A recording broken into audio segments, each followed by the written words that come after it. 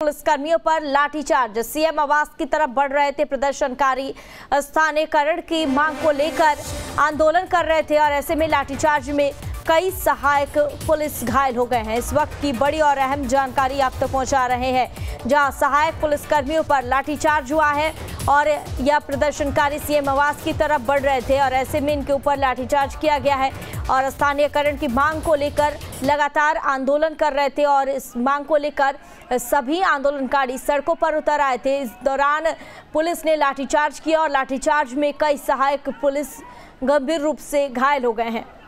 ये आपको तस्वीरें दिखा रहे हैं कि किस तरह से लगातार सड़कों पर डटे हुए हैं और अपनी मांग को लेकर सड़कों पर उतर गए हैं। सभी सहायक पुलिसकर्मियों पर लाठीचार्ज भी किया गया। दरअसल ये सीएम आवास की तरफ बढ़ रहे थे और ऐसे में सभी प्रदर्शनकारियों के ऊपर लाठीचार्ज किया गया। अपनी मांग को लेकर यह लगातार आंदोलन को बांधे हैं और सड़क पर उतरकर आंदोलन कर रहे हैं और ऐसे में इनके ऊपर लाठीचार्ज किया गया। आप देख सकते हैं कि किस तरह से या अपनी मांगों को लेकर लगातार चीख रहे हैं और सड़कों पर उतर आए हैं और लाठीचार्ज के बावजूद भी ये लगातार डटे हुए हैं और इन्हें उठाने की जबरन कोशिश की जा रही है, लेकिन ये सभी प्रदर्शनकारी नहीं उठ रहे हैं यहाँ से। और इस खबर पर ज़्यादा जानकारी के लिए हमारे साथ हमारे संवाददाता सूरज जुड़ गए हैं। सीधा रुख करते हैं सूरज की ओर। सूरज, सभी प्रदर्शनकारियों पर लाठीचार्ज भी किया गया है और क्या कुछ जानकारी, आखिर किन मांगों को लेकर सभी प्रदर्शनकारी सड़कों पर उतर आए हैं? सूरज,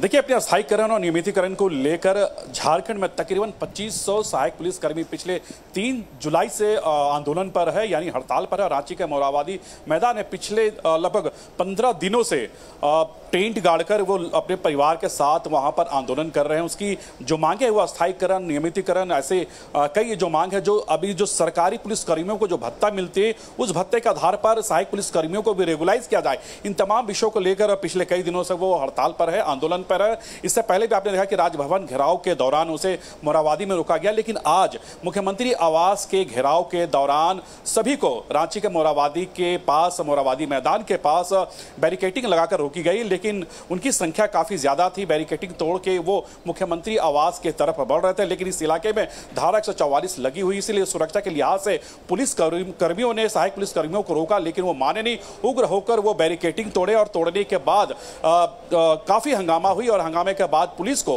लाठीचार्ज करनी पड़ी। इस लाठीचार्ज में दोनों तरफ से कई पुलिसकर्मी घायल है। सहायक पुलिसकर्मी की बात कर ले, दर्जनों सहायक पुलिसकर्मियों को चोट आई है। जो पुलिसकर्मी है जो सुरक्षा के लिहाज से वहां पर तैनात है, जिसके द्वारा रोका गया, वो भी पुलिसकर्मी यहां पर घायल बताया जा रहे हैं। लेकिन फिलहाल अभी मोरहाबादी का जो इलाका है उस इलाके में अफरा तफरी का माहौल मची हुई है। पिछले कई दिनों से ये आंदोलनरत थे, मुख्यमंत्री से मिलना चाह रहे थे। आपने देखा कि कुछ दिन पहले ये सभी विधानसभा का जो विशेष सत्र बुलाए गए थे उस समय भी उनके एक प्रतिनिधि मंडल मुख्यमंत्री से मुलाकात करना चाहा, लेकिन मुख्यमंत्री मुलाकात नहीं किए। लेकिन उनके तरफ से जो विभागीय मंत्री है, स्वास्थ्य मंत्री बन्ना गुप्ता से इनकी बातें हुई, लेकिन बात ना बनने के बाद ये सभी उग्र हो गए। ये सभी अपनी मांगों को लेकर, अपनी समस्याओं को लेकर मुख्यमंत्री से मुलाकात कर ये अवगत कराना चाहते, लेकिन मुख्यमंत्री की तरफ से इन्हें किसी भी प्रकार का समय नहीं दिया गया और यही वजह थी कि आज मुख्यमंत्री आवास घेराव करने के लिए ये सभी सहायक पुलिसकर्मी जा रहे थे, जिन्हें रोका गया। रोकने के बाद इस तरह का जो माहौल है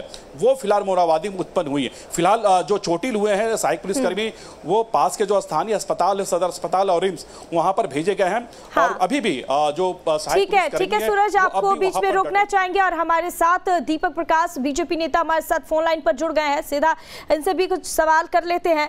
दीपक जी, ऐसे में क्या कुछ जानकारी, आखिर इन्हें आंदोलनरत क्यों होना पड़ा और इनकी मांगों को लेकर क्यों नहीं कोई सुनवाई हो रही है?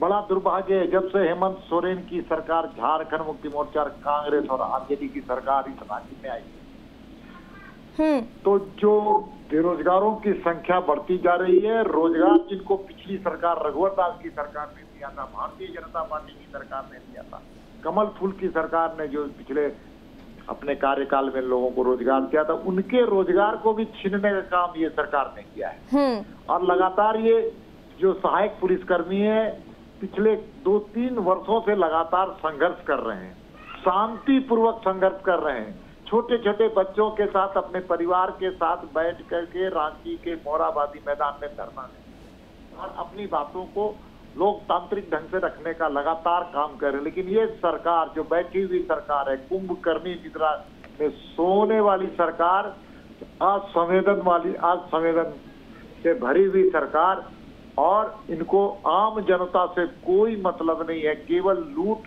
की छूट वाली सरकार, घोटाला करने वाली सरकार, गरीबों पर अन्याय करने वाली सरकार और 3.5 करोड़ जनता की आत्मा को तबाह करने वाली सरकार। ये सरकार लगातार, कोई एक व्यक्ति भी नहीं मिला जो कर उनसे बातचीत करे, उनकी दर्द को समझे और उनकी मांगों को सहानुभूति पूर्वक विचार करने का काम करे। आज के दिन तो बड़ा ही काला दिन माना जा सकता है। काला दिन तो इसलिए कहा जा सकता है कि लगातार ये अपनी मांगों को रखने के लिए लगातार काम कर रहे थे। अहिंसक ढंग से जब आगे बढ़ रहे थे तो पुलिस ने बर्बरता पूर्वक लाठीचार्ज किए और ये हेमंत सोरेन जी के इशारे पर और यहाँ पर बैठे हुए सत्ताधारी कांग्रेस और झारखंड मुक्ति मोर्चा के जो नेता हैं, जो विधायक हैं, जो सांसद हैं, जो मंत्री हैं, जो सरकार में शामिल है, उनके इशारे पर लाठीचार्ज हुआ है। और लाठीचार्ज इस प्रकार से बर्बरता पूर्वक हुआ है, इसकी जितनी निंदा की जाए वो कम है। हाँ ठीक है, जिस तरह से आपने कहा कि बर्बरता पूर्वक लाठीचार्ज हुआ है और यह जो हमारे पास भी तस्वीरें आ रही है, सीधे हम भी देख रहे हैं कि किस तरह से बर्बरता पूर्वक इन्हें जबरन वहां से हटाने की कोशिश की जा रही है और इन पर लाठीचार्ज भी किया जा रहा है।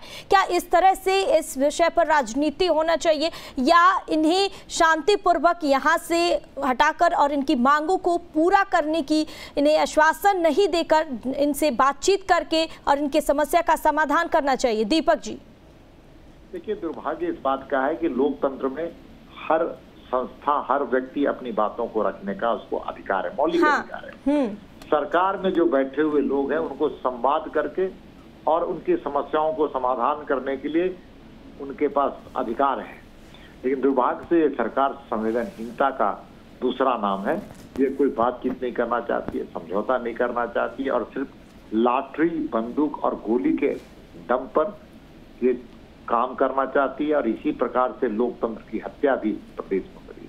हाँ, अब जिस तरह से सहायक पुलिसकर्मी बैरिकेडिंग तोड़कर आगे बढ़ रहे थे और इन पर लाठीचार्ज किया जा रहा था, लेकिन इन्होंने साफ तौर पर कहा है कि इससे पहले भी इनकी मांगी थी और इन्हें सिर्फ आश्वासन दिया जा रहा था, ना ही कि अब तक कोई कार्रवाई हुई है और इसलिए वह इस तरह के आंदोलन करने को बाध्य है। तो आपको क्या लगता है कि अगर आश्वासन नहीं देकर इस पूरे मामले पर सुनवाई हुई रहती तो ये कभी इस तरह का आंदोलन करने को बाध्य नहीं होते? दीपक जी, सहायक पुलिसकर्मी की भूमिका को समझना चाहिए। सहायक पुलिसकर्मी ग्रामीण क्षेत्र में जहां पर उग्रवाद है, आतंकवाद, उग्रवाद है, जहां पर क्रिमिनलाइजेशन है, वो क्षेत्र में इनकी विशेष भूमिका है। ये वहां के स्थानीय होने के कारण ये उग्रवाद पर नियंत्रण करने का बहुत बड़ी इनकी भूमिका रही है। लेकिन ये सरकार इनकी सेवा नहीं लेना चाहती है और सेवा इसलिए नहीं लेना चाहती है कि सरकार के पास नीति, न नियत, न नेतृत्व में क्षमता है और ये लोग लगातार बेरोजगारी का दंश झेल रहे हैं और इसके कारण स्वाभाविक है कि अपनी बातों को रखेंगे और इस प्रकार की सरकार से कोई मुझे विश्वास नहीं है कि उनके साथ न्याय नहीं। लेकिन ठीक है, जिस तरह से लाठीचार्ज हो रहा है यह नहीं होना चाहिए और अब इस पर कार्यवाही होनी चाहिए और उनकी समस्याओं को भी सुनना चाहिए। ऐसे में तमाम जानकारी के लिए बहुत बहुत शुक्रिया आपका। और हमारे साथ हमारे संवाददाता सूरज जुड़े हुए हैं लाइव। चलिए अब सीधा रुख कर लेते हैं सूरज की ओर। सूरज, सहायक पुलिसकर्मियों पर इस तरह की लाठीचार्ज और इस तरह की इनके साथ बर्बरता, क्या कुछ, और ये जो तस्वीरें सामने निकल कर आ रही है ये तो बहुत कुछ बयां कर रहा है, क्या यह सही हो रहा है?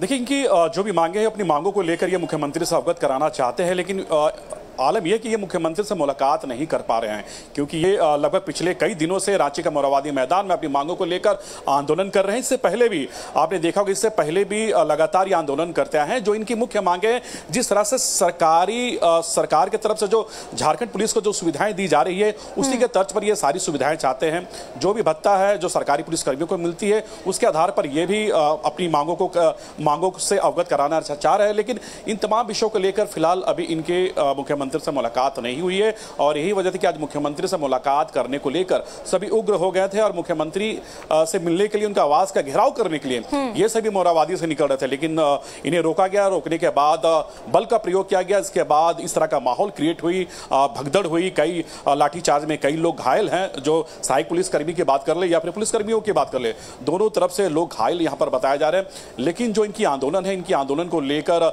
हमने जब सत्ताधारी दल के विधायक हो या फिर मंत्रियों से बात की, उनका साफ कहने के सरकार के संज्ञान में, सरकार इनकी मांगों को जल्द पूरा करेगी। लेकिन कब मांग पूरा करेगी ये एक डेडलाइन नहीं है। लेकिन इन तमाम विषयों को लेकर अब झारखंड में राजनीति भी शुरू हो गई है। विपक्ष लगातार इन विषयों को लेकर सरकार पर हमलावर है। वो कह रहे कि झारखंड सरकार कभी नहीं चाहती कि इनकी नियमितीकरण हो, ये अस्थायी हो, क्योंकि ये तो तमाम जो सहायक पुलिसकर्मी है, इनकी संख्या पूरे झारखंड में 2500 है और लगभग 1 दर्जन से ज्यादा जिलों से ये सभी आते हैं। और जितने भी नक्सल प्रभावित क्षेत्र है, उन क्षेत्रों में इनको डिप्यूट भी किया गया था। कई नक्सल क्षेत्र में ये काम करके भी आपसे तमाम जानकारी साझा करेंगे।